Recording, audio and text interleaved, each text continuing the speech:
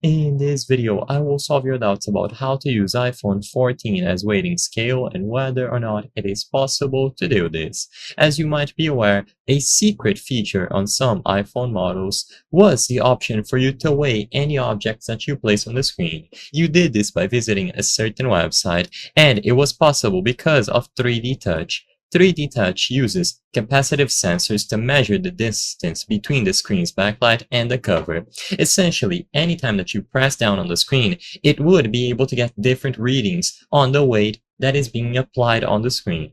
So all that you would have to do if you would like to measure any items is to visit this website, touchscale.co, and immediately upon reaching it, you will see this message. Place something capacitive like an apple, don't place anything that can scratch your screen, and then it would give you the weight over here at the bottom, including the option to change the sensitivity. This was specifically designed for iPhones, so even the website says that you can only scale things if you have an iPhone.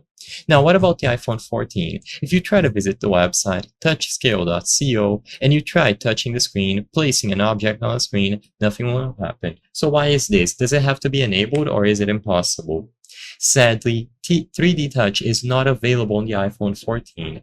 3D Touch was available on many iPhones like the iPhone 7, 8, X, XS, XS Max, and besides these, it is impossible to use 3D Touch. The feature was replaced by haptic touch on newer models such as the 14, so because it does not feature 3D Touch, it becomes impossible to use it as a scale.